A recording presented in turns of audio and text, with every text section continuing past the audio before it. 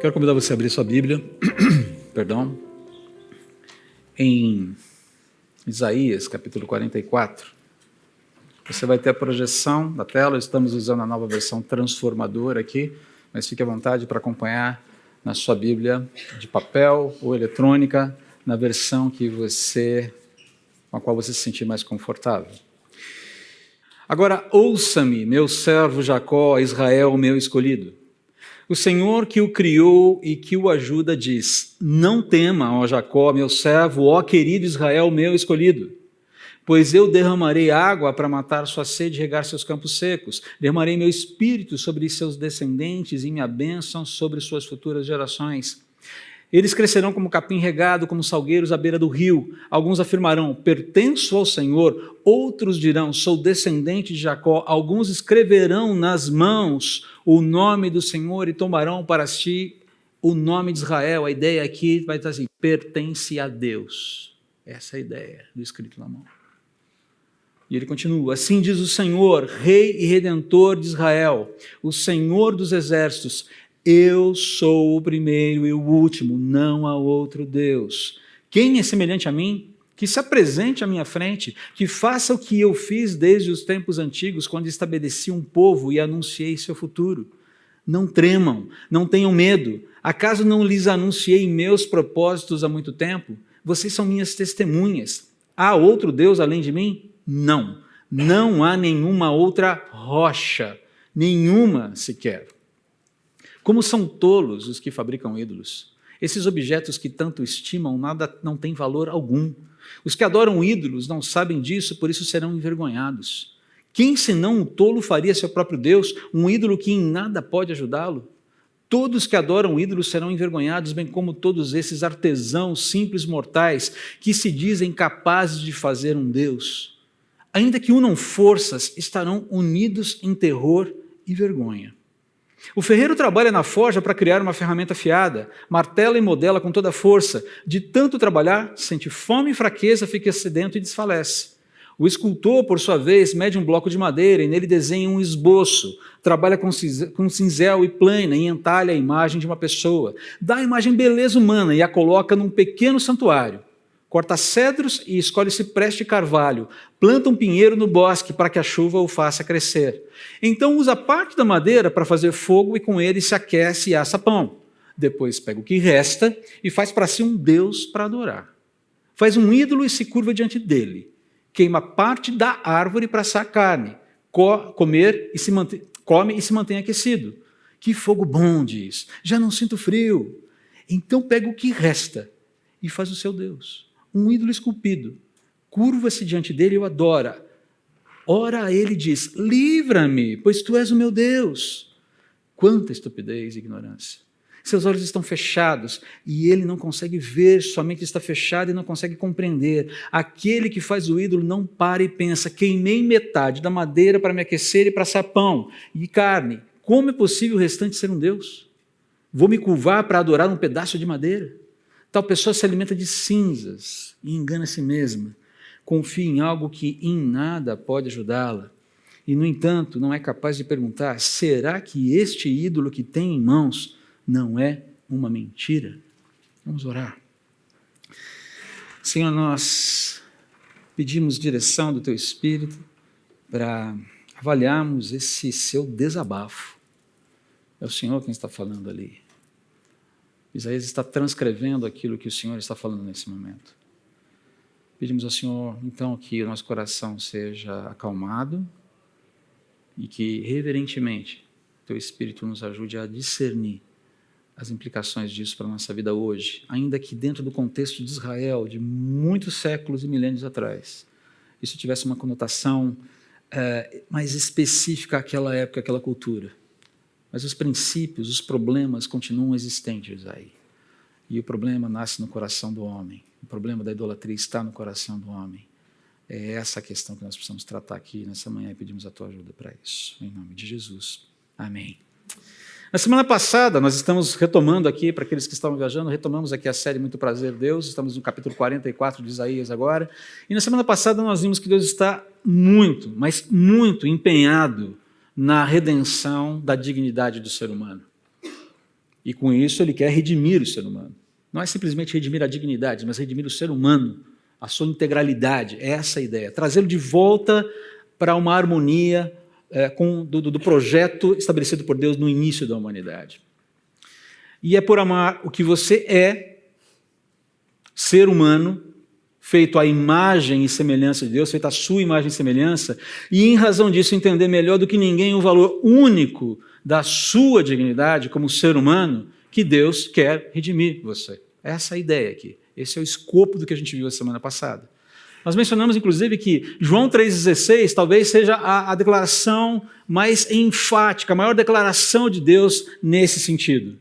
E o que diz João 3,16? Vamos lá, todos juntos agora. Porque Deus amou o mundo de tal maneira que deu seu Filho unigênito para que todo aquele que nele crê não pereça, mas tenha vida eterna. É um dos versículos mais conhecidos, talvez o versículo mais conhecido da Bíblia, mas eu tenho a impressão de que nós ainda sequer arranhamos a profundidade, a densidade dele. Não é que nós não o entendamos. Há camadas e mais camadas de intenções de Deus aí. Não são intenções ocultas, não é isso que eu quero dizer. Mas a profundidade, o impacto, a grandiosidade dessa proposta, dessa intenção de Deus, é algo que a gente não consegue capturar. Conhecemos o versículo, decoramos. Se você é crente raiz como eu, que desde o catatal fazia parte da classe Cordeirinhos de Jesus, você decorou esse versículo. Acredite, eu já fui um cordeirinho. Hoje é um cordeirão velho, né? Eu já fui um cordeirinho de Jesus. Hoje eu sou um cordeirão de Jesus. Mas parece um boizão de Jesus, né? Mas enfim. Gente, o impacto dessa declaração é tremendo. João 3,16 é dinamite pura.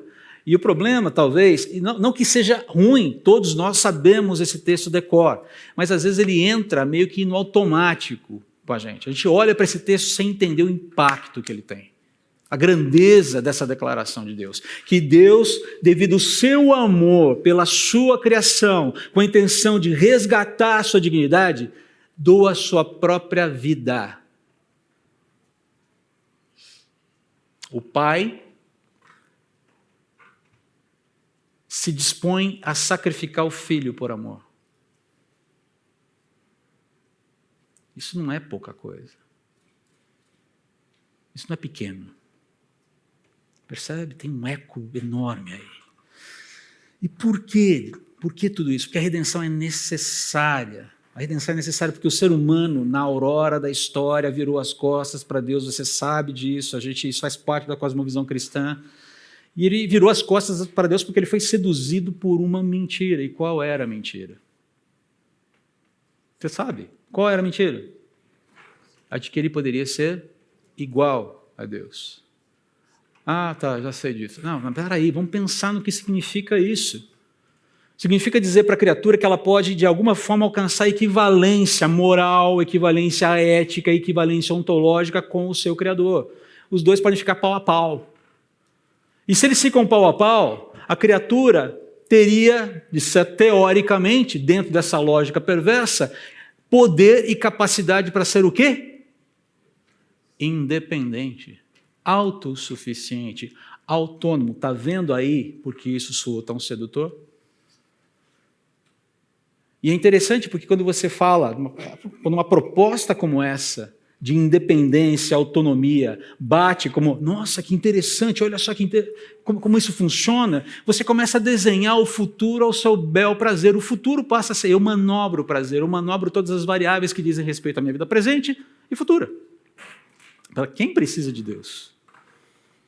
Agora, lembra-se qual foi o cerne da proposta de Satanás, lá em Gênesis capítulo 3?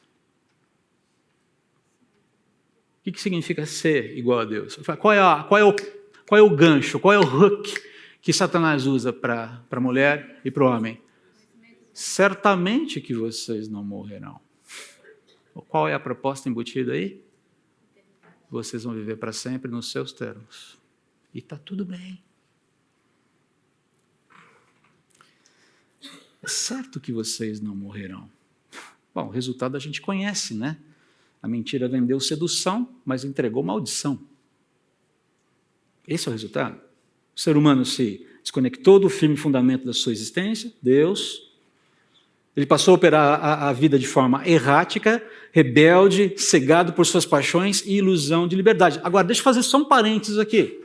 Quando a gente fala que o ser humano opera de forma errática, rebelde, cegado e totalmente cegado por suas paixões e ilusões, não significa que todo mundo vai ser 100% errado 100% do tempo. Mas significa que ele está desconectado daquilo que dá essência, daquilo que dá vida, daquilo que dá direção, daquilo que dá sentido para a sua existência. É nesse sentido que ele opera erraticamente. Percebe? Então, quando a gente fala isso, nossa, como vocês cristãos gostam de jogar a humanidade no fundo do poço. Não se trata, a humanidade já está no fundo do poço. Deus quer tirá-la de lá. E está lá do fundo do poço porque justamente se desconectou dele. Mas não significa que faça tudo errado o tempo todo, mas significa que ela está funcionando de forma... Está funcionando na minha fase, por assim dizer. Se é que eu posso colocar dessa forma. Tá? Os engenheiros aí que me corrijam se eu estiver falando alguma besteira, por favor. Tá? E perceba, tudo isso gera o quê? Qual o efeito colateral disso? Dignidade deformada e um ímpeto religioso desfigurado com essa ilusão de autossuficiência. Esse é o quadro geral da humanidade. Que parece que está tudo bem. A vida está indo numa boa, eu levo a vida numa... Está tudo flat para mim, até que a situação aperta. Né? Quando a situação aperta, o que as pessoas fazem? Correm para Deus. Tem que correr mesmo. Mas perceba como a autonomia ela se mostra frágil quando as nossas expectativas elas são frustradas. Então, é interessante que esse é o aspecto mais complexo aqui, o ímpeto religioso desfigurado, essa ilusão de autossuficiência. Queridos, quando o ser humano tenta se igualar a Deus, o seu ímpeto religioso não é destruído. Ele é adulterado, ele é desfigurado. Esse é um dos grandes problemas. Eu fico me perguntando o que seria melhor. Destruição? Impossível. A desfiguração é terrível. E o nome dessa desfiguração, se você quiser simplificar, é idolatria. Dá para resumir isso numa palavra. Idolatria. E quando o tema é idolatria, Deus se apresenta intolerante. Ô palavrinha miserável essa, né? O Deus intolerante. Pronto, vai. Né? Deixa eu definir o que eu quero dizer com intolerante. Não se trata do uso recorrente do termo, um uso correto, inclusive, onde o intolerante é aquela pessoa que se opõe ao diferente, ignorando verdade, ignorando correção, ignorando direito, ignorando justiça, lógica, coerência, bom senso.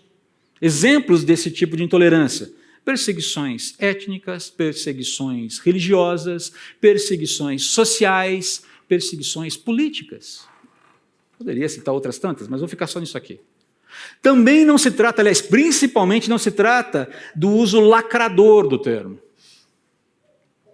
que é o uso mais recorrente hoje em dia. Mais ainda do que o uso anterior. Onde o intolerante seria a pessoa que não aceita os termos estabelecidos e exigidos pelo diferente, ainda que considerados verdade, correção, direito, justiça, lógica, coerência e até mesmo a própria consciência daquele que é considerado intolerante. Quer ver um exemplo? Eu vou ter que dar os exemplos, desculpa aí. Será que eu seria considerado intolerante por ser contrário à utilização de pronomes neutros? Seria. Será que eu seria considerado intolerante por questionar pautas identitárias? Seria. Será que eu seria considerado intolerante se eu questionasse, por exemplo, inconstitucionalidades acontecendo nesse país? Seria.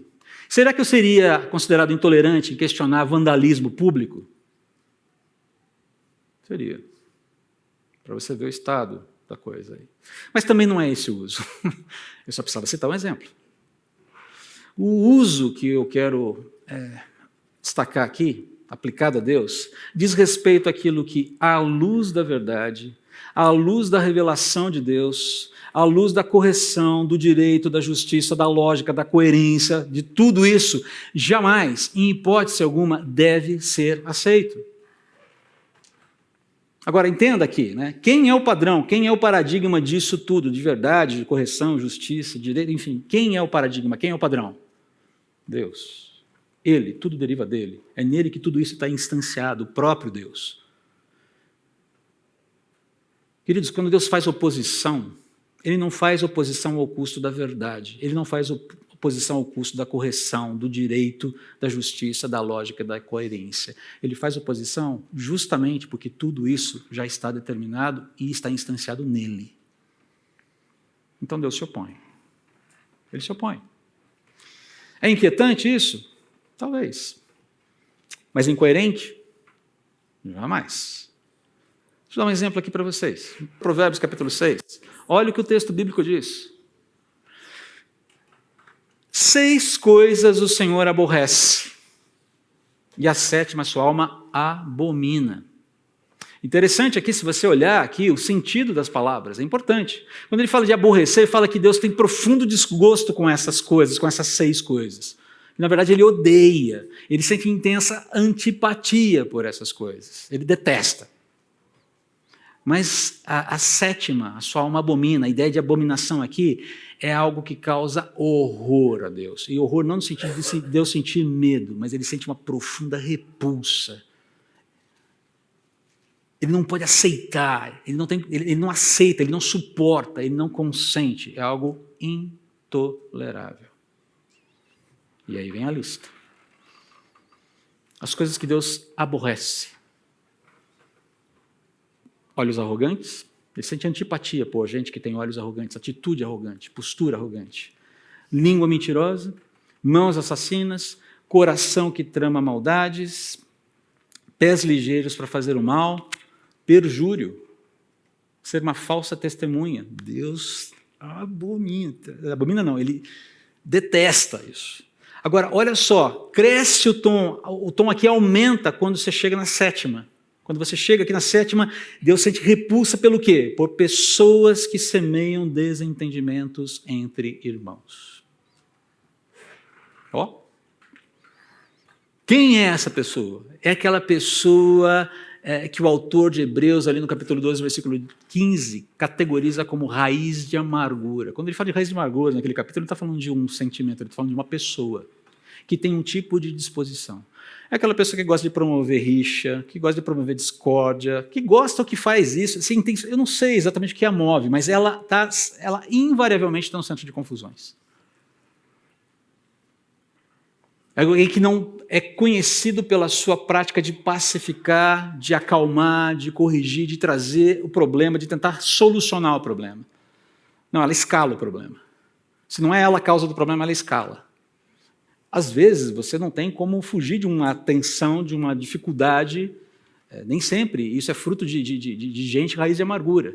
Mas, invariavelmente, boa parte, grande parte das nossas desavenças, queridos, começam com coisas muito pequenas.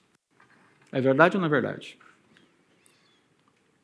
A ideia é que Deus sente repulsa por esse tipo de disposição. Tanto é que o autor de Hebreus vai dizer, olha, entre vocês não haja esse tipo de gente.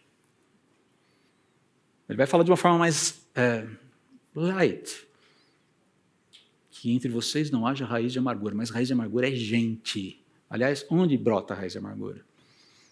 Não brota no cactus. Mas tem gente que tem raiz de cactus no coração. Cheio de espinhos. Percebe? Então perceba, essa disposição de Deus existe. Deus se aborrece, Deus abomina, Deus não tolera.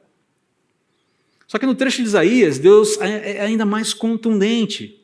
Ele não somente apresenta o objeto da intolerância, que é a idolatria, como a gente já falou, e vai começando a reprisar um pouquinho o filmezinho que nós passamos para vocês aqui no início, antes da mensagem, porque ele está falando, ele está dando um pano de fundo, está contando a história do porquê a questão idolátrica para Deus é tão complicada. Não dá para resolver isso, não dá para chegar no meio termo disso. Não apresenta só, então, o objeto da intolerância de Deus. Ele justifica, Deus mesmo justifica as razões da sua repulsa. E as razões de Deus, eu vou aqui fazer uma seleção, aqui um recorte do texto, para ficar mais fácil da gente entender. São basicamente 3 aqui. A gente pode sintetizar em 3.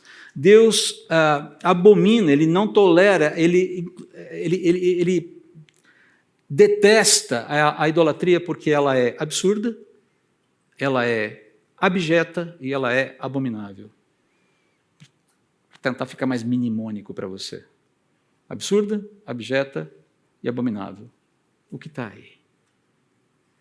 Eu vou construir essas ideias em bloco para ficar um pouquinho mais fácil aqui. Vou passear um pouquinho rápido aqui para a gente focar na parte mais importante do texto. Se você percebeu, eu pulei a primeira parte do texto de propósito. Eu não mencionei ainda os versículos 1 a 8, tá bom? Primeiro ponto absurdo.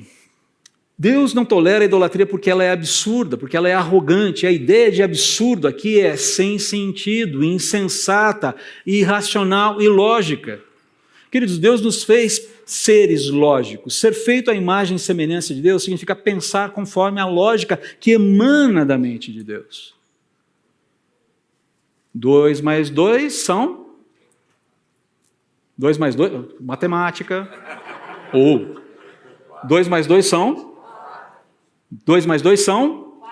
2 mais 2 são? Não, segundo. Como é que chama o personagem lá do 1984, do Orwell? O O'Brien. Segundo O'Brien, 2 e 2 são 5. Alguém leu aqui 1984, do George Orwell? Sabe do que eu falo? A desconstrução da verdade visando um projeto pessoal de poder. Você desconstrói a verdade até que a pessoa passe a aceitar aquilo que você está dizendo que é verdade. Não. Apesar do que o O'Brien disse, 2 e 2 são 4. Ufa! Matemática ainda funciona porque ela é lógica. Ela é uma expressão da mente lógica de Deus. A matemática está na mente de Deus. Agora, perceba o que Deus está falando aqui. Né? Se você pegar aqui nos textos, né? Voltamos aqui para o texto dos versículos 9, né? Como são tolos os que fabricam ídolos. Esses objetos que tanto estimam não têm valor algum. Os que adoram ídolos não sabem disso, por isso serão envergonhados. Quem senão um tolo faria seu próprio Deus, um ídolo que em nada pode ajudá-lo? Todos que adoram ídolos serão envergonhados, bem como todos esses artesãos simples mortais que se dizem capazes de fazer um Deus. Ainda que unam forças, estarão unidos em terror e vergonha. E você deve estar falando, ufa, ainda bem que eu não sou um artesão, não é verdade? Lê do engano. Todos nós somos artesãos de ídolos. Você talvez não saiba esculpir na madeira, você talvez não seja um ferreiro, mas todos nós somos artesãos. Aqui é uma ilustração. O fabricante do ídolo aqui é considerado um tolo por Deus. Perceba que Deus não tem papas na língua, né? Não há politicamente correto nessa hora de categorizar as coisas como elas são. E não é que Deus não ame esse sujeito. Ele diz que a atitude dele é ruim e ele está colocando a vida dele em risco mortal. Ele fala, esse sujeito é um insensato, ele é vão, ele é fútil, ele é presunçoso, ele é vaidoso. É isso que significa tolo aqui. E para você entender melhor a ideia por trás desse desabafo de Deus, é alguém que cria uma fraude para fraudar a si mesmo. E mais, ele crê na fraude. E quando a fraude o frauda, ele fica constrangido e decepcionado. Não é louco isso? É alguém que cria uma fraude para fraudar a si mesmo, crê na fraude, e quando a fraude o frauda, nossa, que trava-línguas esse, né? E quando a fraude o frauda, ele fica, por que isso aconteceu? Eu não merecia isso. Queridos, eu peço licença para entrar nesse assunto, porque eu acho que ele exemplifica bem para a gente aqui. Tá? E eu não estou fazendo isso dando qualquer espécie de matiz, eu estou simplesmente fazendo uma análise. Tá? Nós precisamos ter o nosso coração curado sobre esse assunto, como igreja, como povo de Deus. Nesse último pleito eleitoral e os seus desdobramentos, o que não faltou dentro do povo de Deus, fora já era esperado, mas dentro do povo de Deus, o que não faltou foi gente fraudando a si mesma com ídolos que prometeram muita coisa, não entregaram e não entregarão absolutamente nada. Ok? Eu estou fazendo uma leitura completa aqui. Eu não estou falando nem de um lado nem de outro. Estou falando de ídolos que não entregaram e não entregarão o que prometeram. Ok? Ah, já estou ficando incomodado. Olha o ídolo aí. Olha o ídolo aí. Olha o ídolo aí. Esse tipo de esperança não vai colher nada além de decepção, sentimento de orfandade e inquietações profundas. E eu estou falando para todos os lados. Eu não estou defendendo um lado aqui. Não estou defendendo. Por favor, não venham me atacar depois, não venham reclamar para mim por e-mail, por WhatsApp. Você pode conversar comigo. Você pode até falar, André, mas eu não estou aqui endereçando isso para nenhum lado. Eu estou fazendo uma leitura global. Esses ídolos em nada poderão ajudar as pessoas que neles confiam. Eles vão falhar em algum momento. Porque o seu suposto poder, as suas supostas habilidades e capacidades, tendo ganhado ou não tendo ganhado eleições, tendo conseguido cargo, não tendo conseguido cargo, são apenas projeções irreais de proteção, de cuidado, de ordenação e segurança dos seus adoradores. É simples assim. Está errado você ter votado em A, ter votado em B? Essa é uma questão sua com Deus, eu não arbitro sobre isso. Mas quando a disposição do coração de confiar numa promessa que vai além daquilo que é competência daquele instrumento humano, isso categoriza a idolatria. Avalie o seu coração nessa questão. Porque o nosso coração precisa ser curado sobre isso. Nós precisamos tratar isso. E a cura envolve, inclusive, eu conseguir sentar com alguém que professa a mesma fé que eu e que votou no candidato que eu detesto. E ele conversar comigo porque eu votei no candidato que ele detesta. Porque senão a idolatria está falando mais alto do que a fé. A idolatria está falando mais alto do que os valores do reino de Deus nos quais eu afirmo viver. Tem boi na linha aí, que precisa ser chutado para fora da minha vida. Mas tem um segundo ponto aqui. Deus não tolera a idolatria porque ela é abjeta. E abjeta significa infame, vil, sórdido. É uma palavra pesada, né? Lembram-se da declaração, depois do ataque sofrido pelos Estados Unidos em Pearl Harbor? O presidente era Roosevelt na época, se não me engano. Era isso? Roosevelt. Ele falou, esse é um dia que viverá na infâmia. Ou seja, esse dia não vai sair daquele registro dos acontecimentos sórdidos, vis da humanidade. Só para entender o sentido da palavra abjeta aqui, né? Deus ilustra essa situação de infâmia com o exemplo do ferreiro e do escultor, que você leu agora há pouco no início dessa mensagem. O ferreiro pega um pedaço... Alguém já assistiu aqueles programas de ferreiro?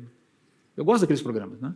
A forja é um negócio legal. Por quê? Você tem que pegar um pedaço, uma matéria-prima bruta, meter fogo naquele negócio, colocar aquilo em altíssima temperatura para o ferro, para o aço amolecer, e dá-lhe forja. Pá, e bate, vai dando forma.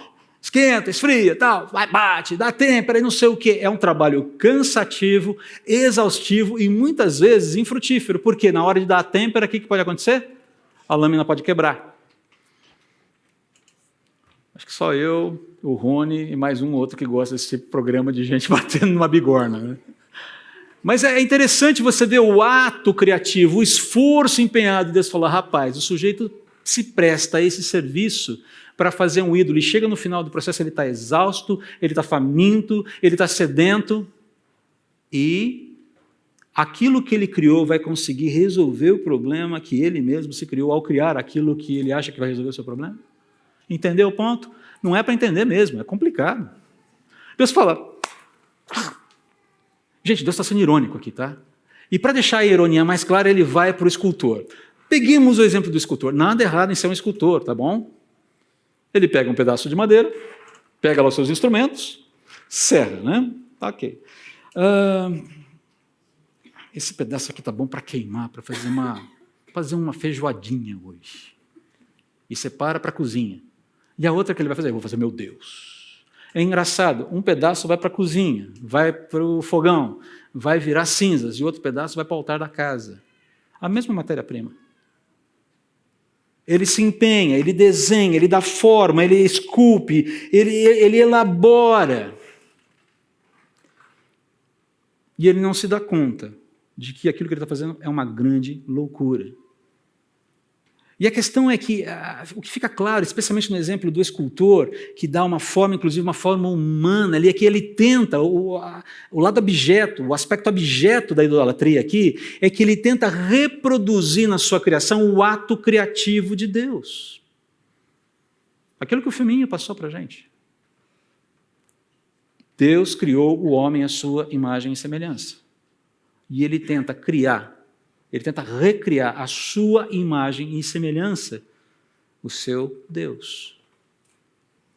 Se Deus disse, façamos o homem à nossa imagem e semelhança, o ser humano aqui está falando, façamos o ídolo ao nosso gosto, conforme nossos desejos, para que ele nos sirva. Percebam, é uma ilustração. Como eu disse, todos nós somos artesãos aqui nessa questão.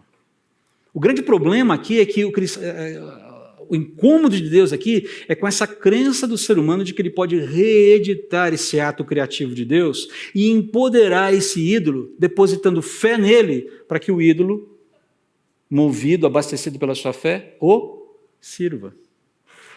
Eu falo, isso é nojento. Não é só absurdo, é nojento. Porque você está tentando recriar uma coisa que só eu posso fazer. E mais, ser humano, você já é minha imagem e semelhança. Para que tentar mudar isso? Percebe o que está acontecendo aqui?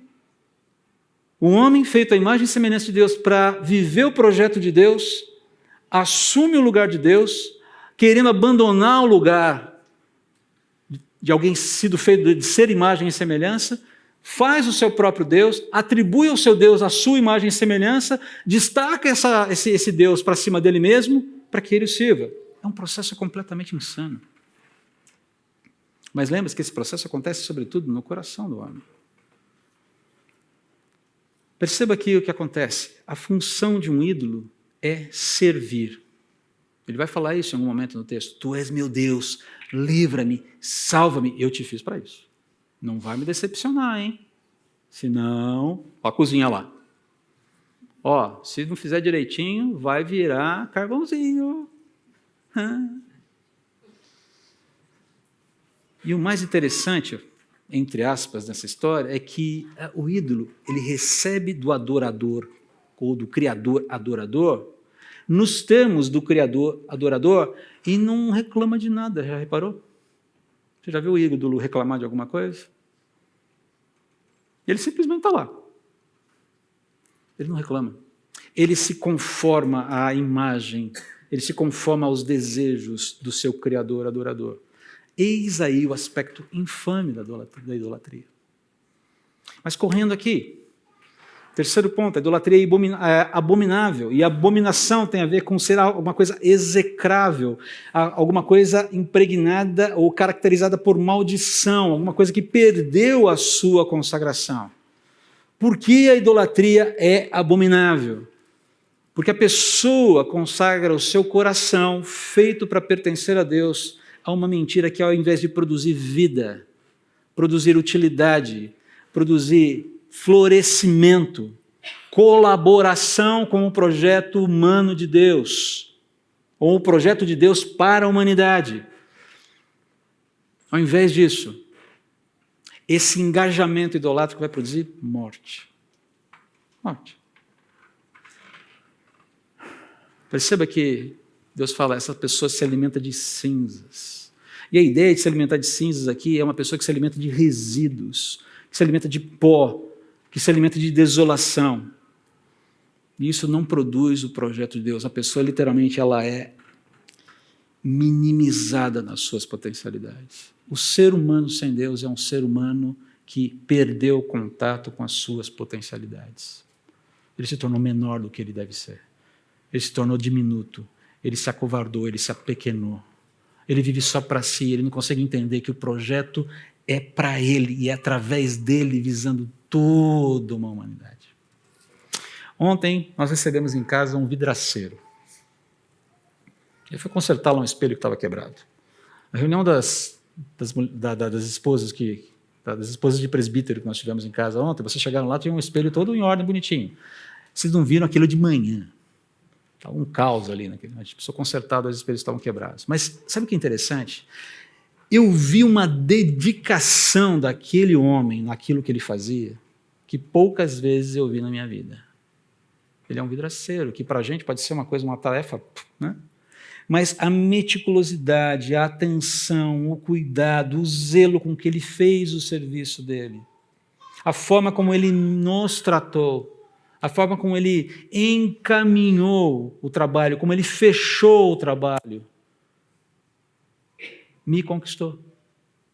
E eu virei para ele assim e falei, olha, fazia muito tempo que eu não via alguém que entendia tão bem o sacerdócio do seu ofício como você. E ele virou para mim, eu amo o que eu faço. E para mim um dos grandes privilégios é ver os meus clientes felizes. Eu falei, cara,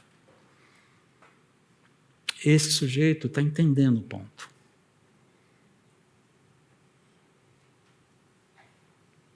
Porque a forma como ele me serviu me impactou ao ponto de eu falar para vocês aqui. Hélio o nome dele, nem sei se cristão é.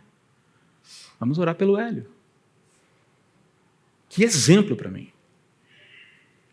Porque entendeu essa característica de que o que eu sei fazer, as habilidades que Deus me deu, contribuem para um projeto maior.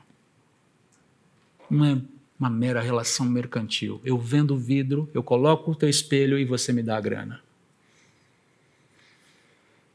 Que contraste com o início do texto aqui, queridos.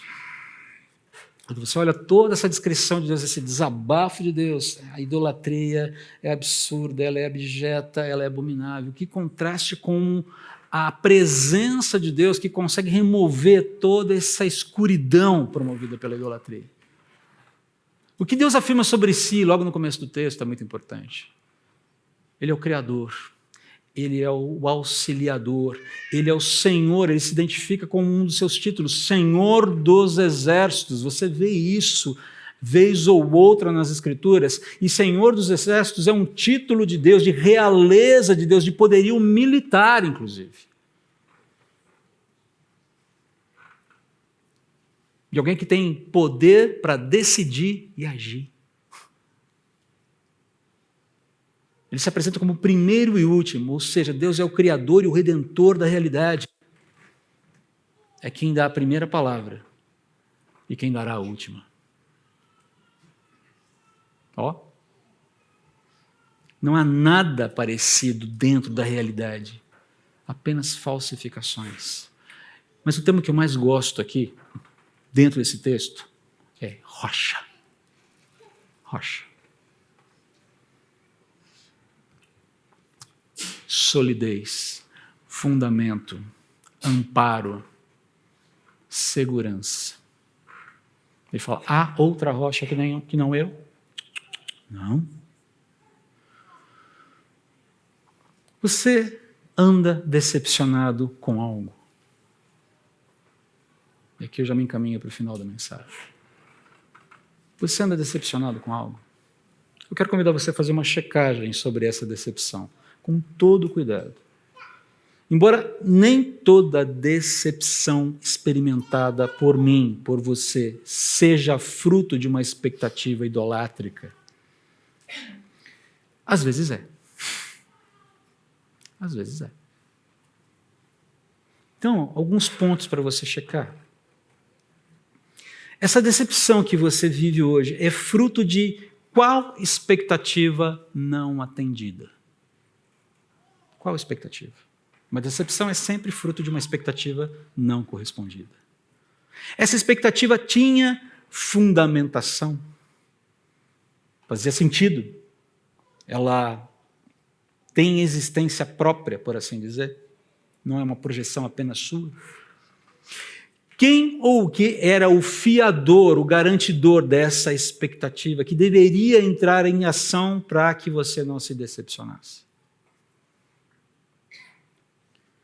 Esse garantidor, esse fiador, cumpriu, ele deu cumprimento à sua responsabilidade para que essa decepção não ocorresse, para que as expectativas fossem cumpridas? Qual é o poder? Qual é a habilidade? Qual é a competência desse fiador, desse garantidor no quadro geral da realidade para corresponder às expectativas colocadas nele? Se essa análise resultar numa conclusão que não seja Deus como esse fiador, como esse garantidor, você está lidando com uma expectativa idolátrica. E a decepção é fruto de uma expectativa idolátrica que precisa ser tratada, que precisa ser corrigida, que precisa ser dialogada com Deus. Ele se apresenta como o Criador, como o nosso auxiliador, como aquele que diz, não tema. E ele fala isso para um povo que inúmeras vezes incorreu nesse problema de idolatria. Dialogue com Deus sobre isso. O Senhor que criou todas as coisas e que te ajuda. O Senhor dos exércitos, o Rei de grande poder, e poder decisivo. O Senhor da primeira e última palavra, aquele que é o único, aquele que é a rocha. É com Ele que você pode contar. Ele é o grande fiador das expectativas corretas, que não serão frustradas, depositadas nele. Não se contente com cinzas. O Deus da Bíblia tem coisas mais grandiosas para você. Não se contente com cinzas. Só para a gente resumir aqui. A idolatria é absurda, ela é abjeta, ela é abominável. Deus não a tolera, pois ela afasta o homem da verdade, ela entorpece o sentido, o significado, ela embota o propósito da vida e ela obstrui a concretização do potencial que Deus estabeleceu para a humanidade.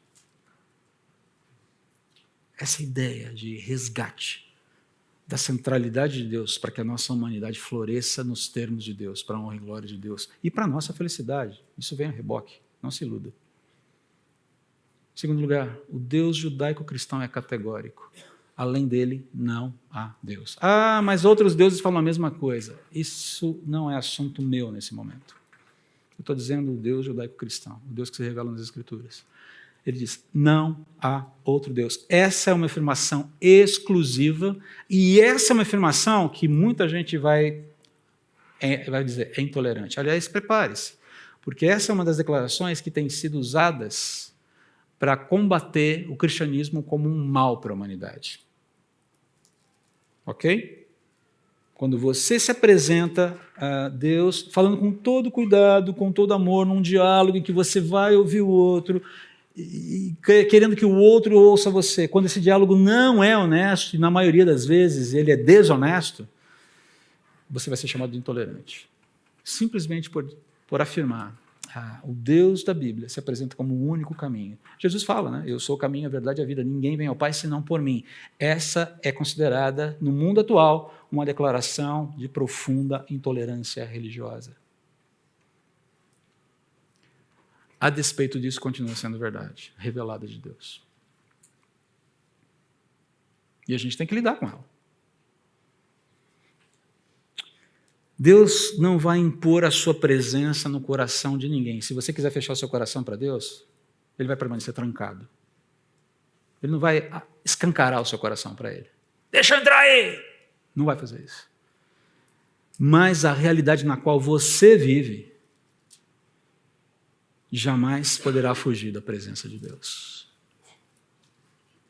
Isso significa que, em algum momento, o coração que se fechou para Deus vai ter que se entender com Ele. Queridos, fujamos da idolatria. Se você ainda não é rendido ao Senhor Jesus, renda-se a Ele. Entenda que nós todos estamos apartados dele naturalmente, precisamos de reconciliação com ele. Se você já é reconciliado, investigue as disposições idolátricas do seu coração, porque elas existem, elas estão aí, nós todos lidamos com isso.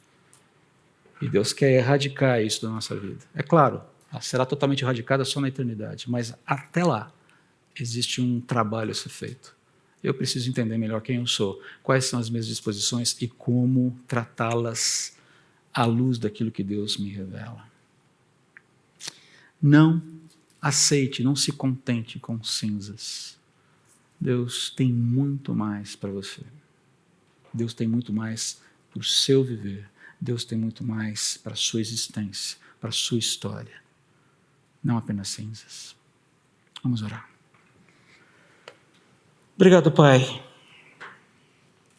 porque o Senhor nos alerta, a contundência da Tua palavra é clara. Pedimos ao Senhor apenas que o nosso coração seja acalmado pelo Teu Espírito, para que nós possamos pensar sobre tudo isso que temos ouvido. E o Senhor nos alerta no sentido de nos fazer pensar, de nos fazer refletir, de nos educar. E eu te agradeço pela Tua educação. Mas há uma dimensão de continuidade desse ensino que, aliás, toda a dimensão, todo o ensino só pode acontecer se o Senhor estiver operando. Mas a continuidade agora, depois que nós nos despedimos e seguimos para os nossos viveres, cada um com a sua vida, cada um com a sua história, cada um com a sua jornada, cada um com a sua família. A continuidade disso que nós ouvimos essa manhã, só o Senhor pode conduzir. Eu não tenho a menor ilusão de achar que essa mensagem foi transformadora na vida das pessoas. Não. O único que tem poder para transformar é o Senhor. Eu sou apenas um mensageiro e nada além disso. Mas eu sei o quanto eu fui impactado por isso que eu estudei e como isso me fez pensar sobre disposições que eu tenho ou tive e possivelmente ainda terei. Me ajuda, por favor, a não ser um idólatra. Me ajuda, por favor, a não ficar me alimentando de cinzas. Eu não quero comer cinzas. Eu quero comer do melhor que o Senhor tem para me dar. E eu peço que essa disposição, na vida dos meus irmãos também, ocorra, exista. Pelo poder, pela ação misericordiosa e graciosa do Teu Espírito Santo. Em nome de Jesus. Amém.